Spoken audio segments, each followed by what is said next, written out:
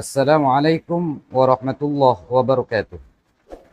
Alhamdulillahi rabbil alamin wassalatu wassalamu ala habibina al-mustafa al-karim wa ala alihi wa ashabihi ajma'in, amma ba'du. Ikhwanal muslimin rahimani wa rahimakumullah.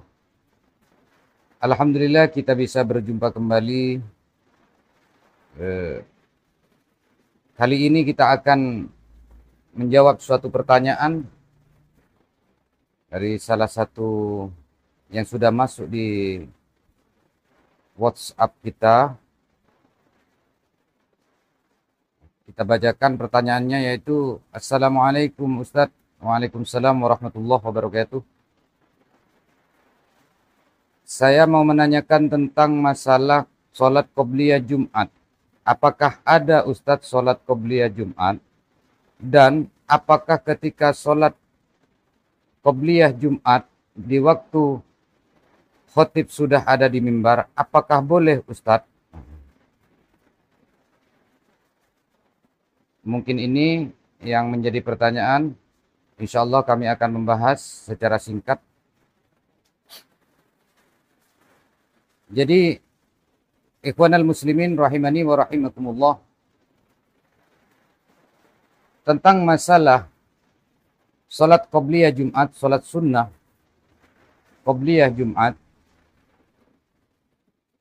memang ada yang mengatakan tidak ada salat qobliyah Jumat. Namun menurut pendapat yang rojih atau yang shorih, yaitu ada, karena banyak dalil yang menerangkan bahwasanya salat qobliyah Jumat itu ada.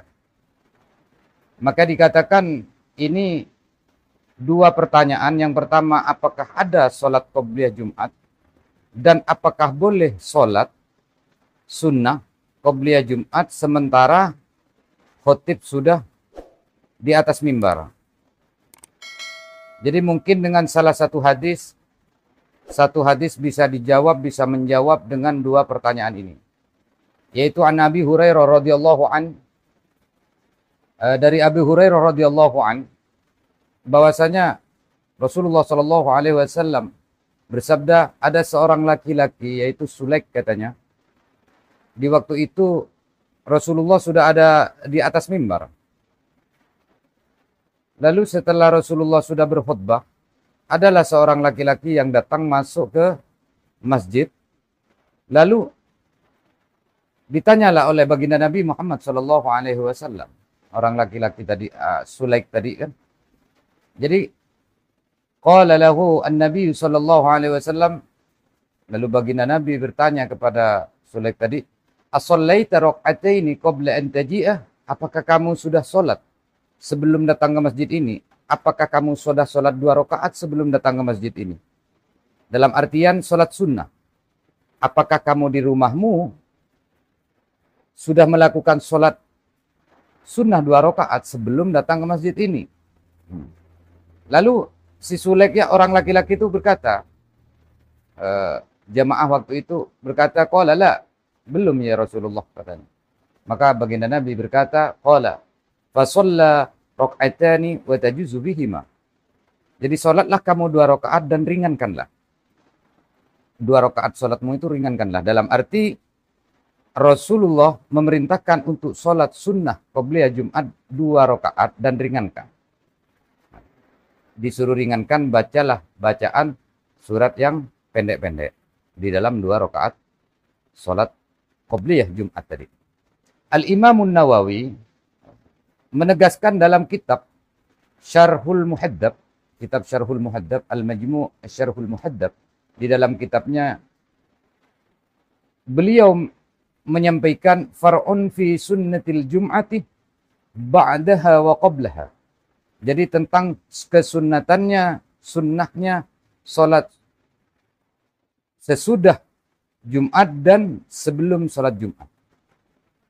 Jadi tusannu qablaha wa ba'daha. Disunnahkan melakukan salat sunnah sebelum Jumat dan sesudah salat Jumat.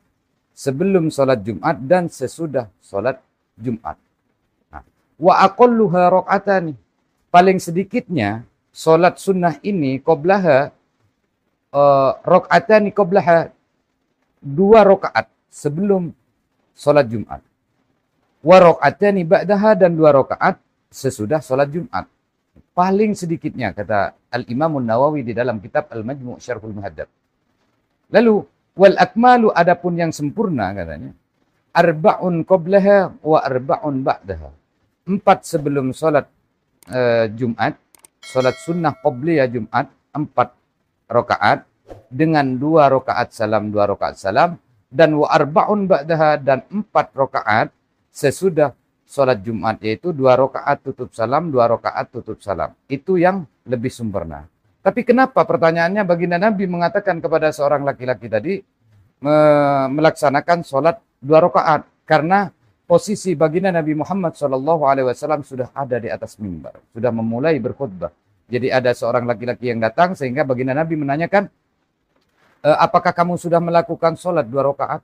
Dalam arti sholat sunnah qabliyah Jumat. Dia mengatakan belum. Maka baginda Nabi mengatakan, as-sallaita rak'atani qabla an taji'ah? Qala la, katanya, fa shalla rak'atani wa tajuzu fihima. Salatlah kamu 2 rakaat dan ringankanlah keduanya. Seperti itu. Ikhwalan muslimin rahimani wa rahimakumullah, dan penanya yang kami hormati, mungkin ini ya secara singkat, tapi insya Allah ini akan sudah cukup untuk dijadikan hujjah bahwasanya sholat qabliyah Jumat itu ada dan masih diperbolehkan untuk melakukan ketika khotib sudah naik ke mimbar untuk melakukan sholat sunnah qabliyah Jumat jika beliau datangnya memang khotib sudah ada di mimbar. Adapun ketika khotib sudah di mimbar, adapun jamaah yang memang sudah duduk sebelum khotib ada di mimbar, maka lebih baiknya jemaah harus tetap duduk ansitu wasma'u. Jadi tenang dan dengarkan apa yang disampaikan oleh khotib tadi. Adapun yang terakhir datang sesudah khotib sudah ada di mimbar, maka masih diperbolehkan untuk melakukan sholat sunnah qabliyah Jumat dengan cara meringankan, dengan cara 2 rakaat dan diringankan. Nah, adapun sempurnanya ketika kita memang awal datang sebelum khotib duduk di atas mimbar atau membacakan khutbah, maka disunnahkan yang paling sempurna, kata Al-Imam Nawawi di dalam kitab Syarhul Muhaddab, maka wal akmal arba'un qablaha wa arba'un ba'daha, lakukan 4 rakaat 2 rakaat tutup salam, 2 rakaat tutup salam qablaha, yaitu sunnah qabliyah Jumat, wa ba'diyah Jumat arba'un, 2 kali 2 rakaat tutup salam, 2 rakaat tutup salam.